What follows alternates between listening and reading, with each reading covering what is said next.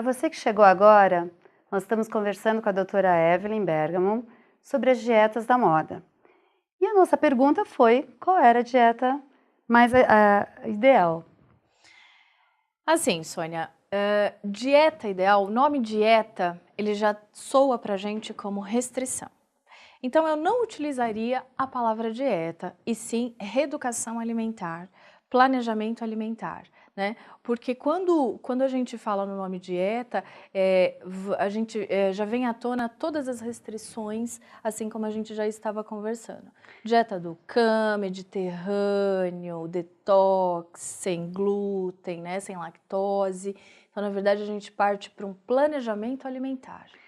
Doutora, eu sou de uma época que assim, eu tomava café da manhã, café mesmo da manhã, não saía de casa sem o café da manhã. Eu tinha um lanchinho no meio do dia. O almoço e a janta tinham que ser coloridos, né? Mesmo se eu não gostasse de alguma coisa, vamos experimentar para ver o que que é. Tinha um lanchinho da tarde. E hoje a gente vê que as coisas não são bem assim. Fast E é gozado que foods. a gente fala assim, reeducação alimentar. Muito estranho, de repente assim, eu desaprendi como comer, aí eu sigo uma dieta para tentar Isso comer. mesmo. Como é que... Na verdade, como isso propicia um emagrecimento rápido, isso é muito atrativo, né, Sônia? Mas Então, uma reeducação alimentar, você não pode emagrecer? com certeza, na verdade, é justamente quando você emagrece a longo prazo. E aí você adquire uma vida saudável, você adquire um estilo de vida saudável, sem ter que adotar nenhum tipo de dieta restritiva. Então, Podendo até comer uns docinhos de vez com em quando, certeza, né? isso mesmo que eu ia te falar. Na verdade, planejamento alimentar é eu não excluir nada, é eu não ter excessos.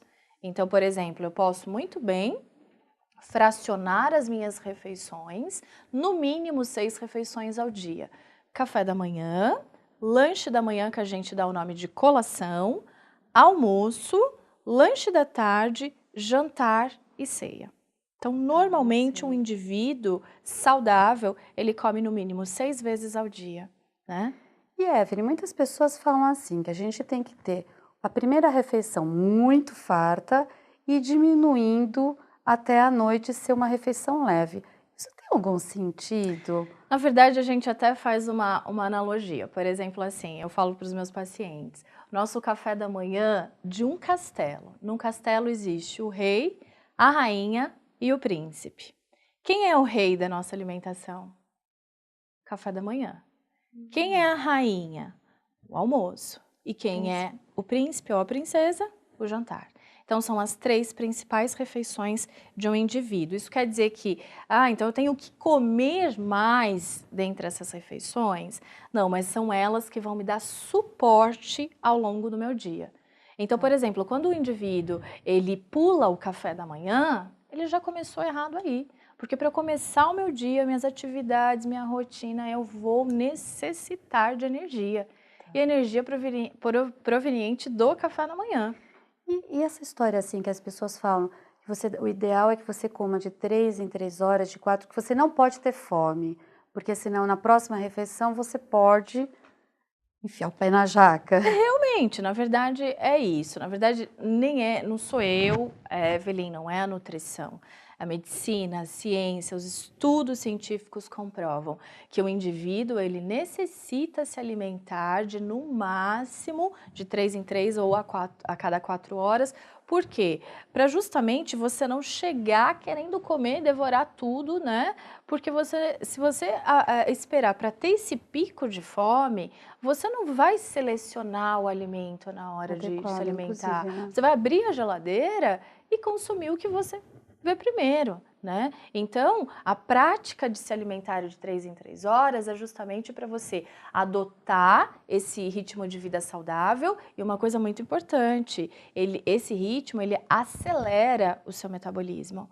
Né? Então você tem uma taxa metabólica basal, ao longo da sua vida ela vai diminuindo. Né? Então você acelera a sua taxa metabólica basal de 2 formas: atividade física e se alimentando num prazo menor de tempo, ou seja, com um jejum menos prolongado. Tá. Você começou a falar em atividade física. Tem alguns alimentos que a gente deve ingerir antes de um treino e depois. Mais ou menos quais seriam? Isso mesmo. A gente orienta, por exemplo, um praticante de atividade física que ele deve ingerir carboidrato complexo antes Que e seria um carboidrato exemplo? simples Um depois. complexo? O que é carboidrato complexo? Tudo que vai demorar, por isso o próprio nome já diz, complexo, ele vai demorar para ser digerido. Então, ele vai sendo digerido aos poucos.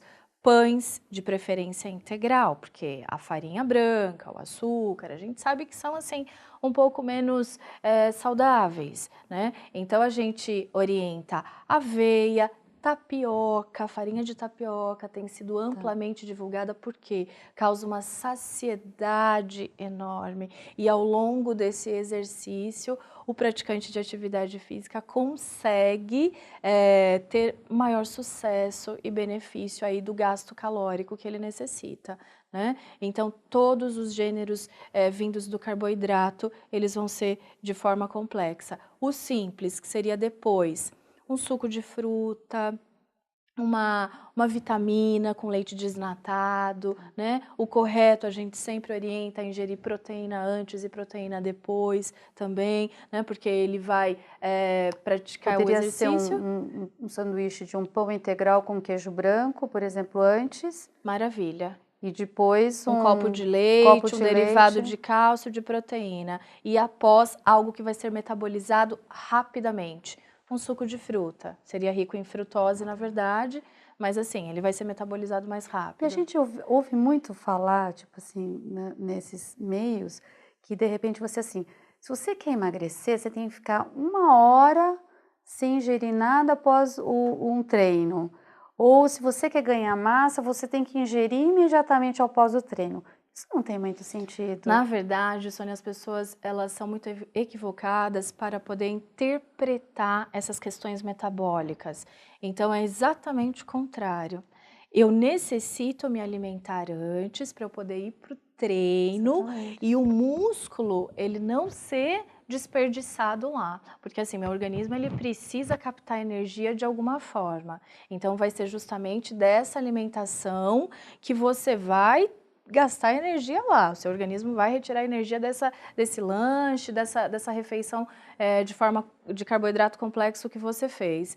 Então, se você for para a academia sem fazer ingestão desse alimento, o seu organismo vai captar energia do músculo e ao invés de você ter a musculatura preservada, você vai perdê-la e Perdê-la, ganhar né? flacidez.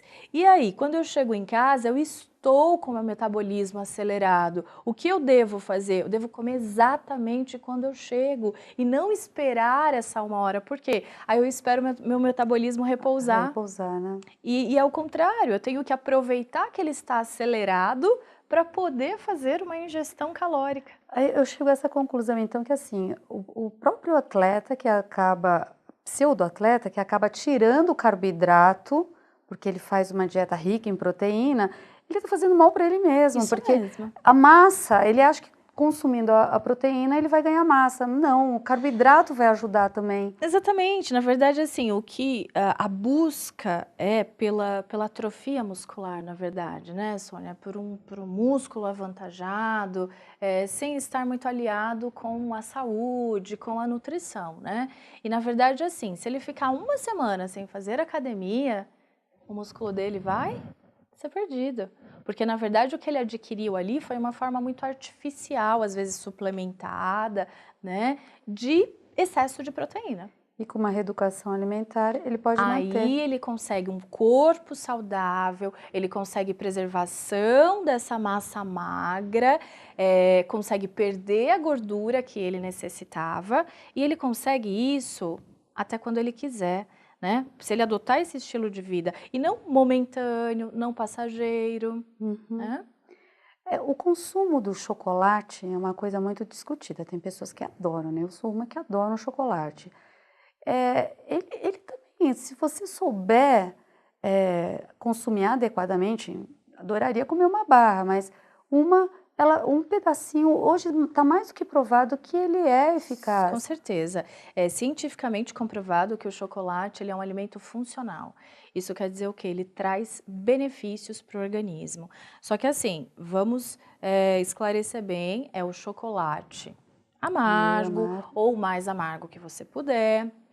Que também é saboroso. Exatamente. Você aprende a apreciar, né? Quanto mais cacau ele tiver na composição, que é o que realmente traz benefícios, mais saudável ele vai ser. Porque na maioria das vezes, Sônia, o que a indústria fez? Ela acrescentou muito açúcar, muita gordura hidrogenada, muita gordura saturada no chocolate. Como ele é amplamente divulgado, todo mundo gosta, então a indústria, para vender, ela acaba fazendo isso com o alimento, tá? Qual é o benefício do chocolate? Mas a literatura concorda que a partir de 40 gramas de álcool por dia, por 10 anos, pode evoluir para cirrose no homem e na mulher 20 gramas. Então vamos responder para a gente assim na prática. Que são 40 gramas, fala para mim. Uma garrafa de cerveja. Uma garrafa de cerveja tem 30 gramas de álcool. 30 uma gramas. latinha tem 17 gramas de álcool. 17. Uma dose de uísque. Uma dose de uísque, vamos por 100 ml de uísque, corresponde a 50 gramas de álcool, mais ou menos. Então, uma dose por dia de uísque, todos os dias... Acima já dos 40. No decorrer de 10 anos, pode evoluir para cirrose. Eu ainda não posso tomar uma dose, tenho que tomar meia dose, né? Porque mulher Pior ainda. metade. E vinho? O vinho tem uma concentração de 8 gramas cada 100 ml, então cada 100 ml de vinho tem 8 gramas de álcool. Doutor, me fala uma coisa.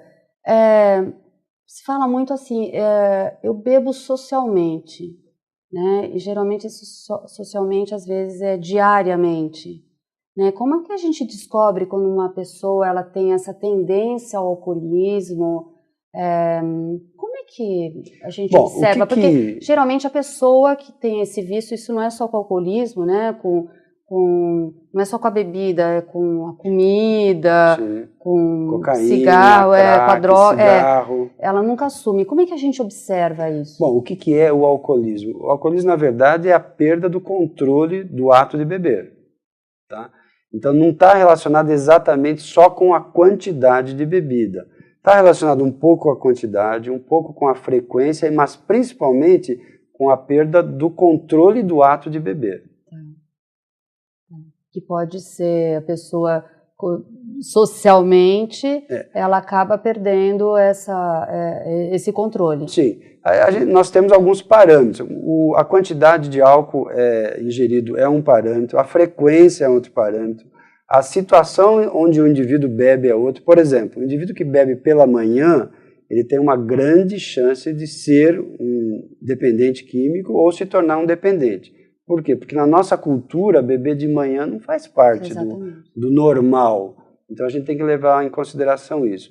Se o indivíduo bebe no período de trabalho, também é um outro fator importante.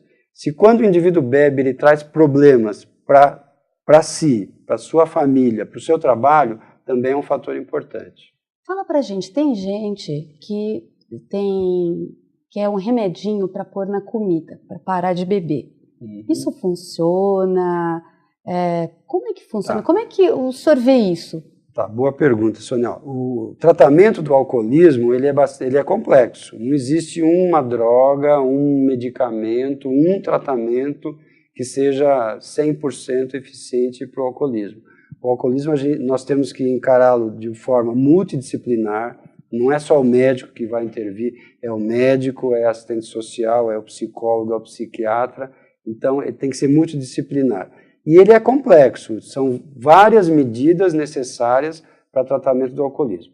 O medicamento que você está falando, que é o disulfiram, é uma das medidas. Tá? Ele é um medicamento que causa uma certa aversão ao álcool, ele provoca uma certa aversão